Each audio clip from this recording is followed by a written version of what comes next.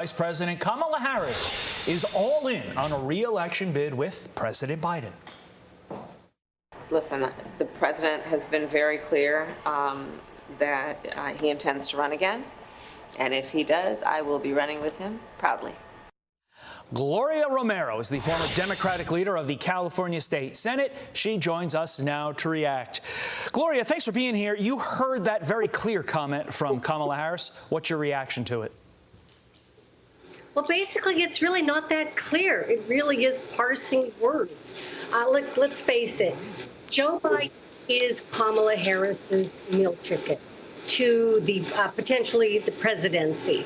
She needs to go ahead and to keep putting out there for the public and especially potential other opponents that Joe Biden is running. Because the longer that people can believe that myth, the greater the opportunity is that no other contender like Newsom or Buttigieg or even Hillary Clinton might step into the fray.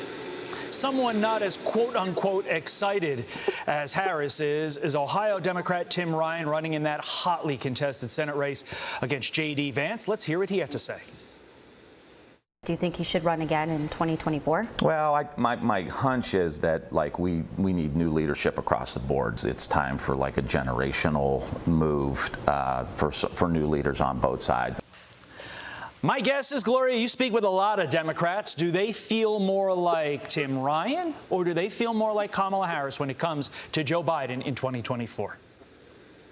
The LA Times just published a survey that was done, a poll of support for Biden, and overall some 54% oppose another term for Joe Biden. And it's even higher amongst Latinos, which is a significant part of the Democratic Party that is quickly walking away.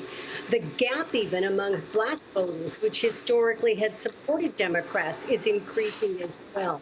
So this so-called sudden desire to see a generational change by Congressman Ryan, it's once again, it's like the definition of secure. Nobody believes it. It's gaslighting. And it's a way to try to distance these candidates in tough seats away from clearly a failing presidency. Especially when it comes to the economy, which is going to play huge in a state like Ohio. Meantime, the vice president went on to say this about the DOJ investigation into former President Trump. Listen. I think that our country is a country that has gone through different periods of time where the unthinkable has happened. People are going to demand justice, and they rightly do. Gloria, she says, demand justice, but Donald Trump has not been charged with any crime in this DOJ investigation. Should a vice president and former attorney general of your state, mind you, be talking like this? Absolutely not. Look, I'm a former member of the board of the ACLU, which does believe in due process, the respect for search and seizure rights.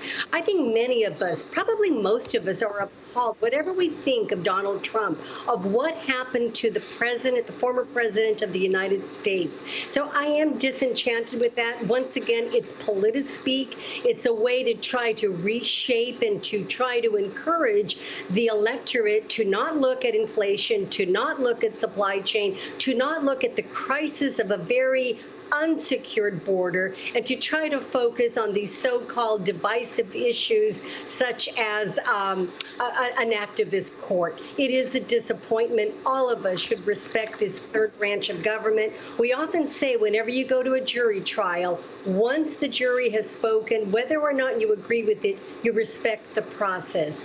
And might it be a different court? You know, the tide will turn eventually, and I think we have to be prepared to not undermine the institutions of our government. Gloria Romero, great advice. Thank you so much. Appreciate it.